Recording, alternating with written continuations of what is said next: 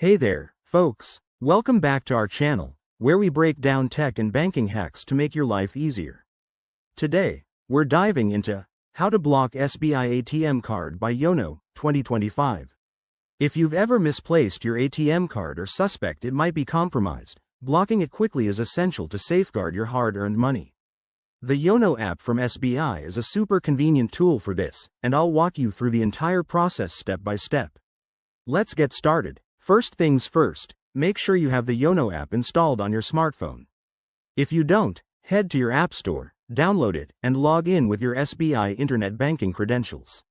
Once you're in, navigate to the Cards or Services section. It's usually right on the home screen for easy access.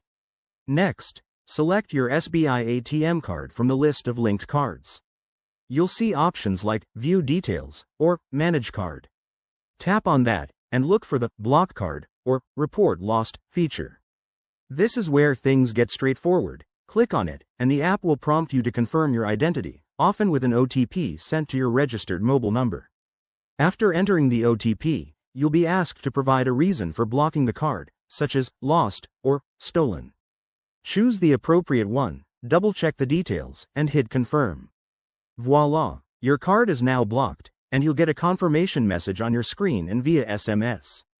A quick tip: once blocked, contact SBI customer service to request a new card if needed, and always monitor your account for any unauthorized transactions.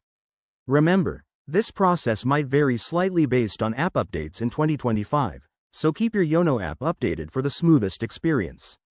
There you have it. That's how you block your SBI ATM card using Yono in just a few taps.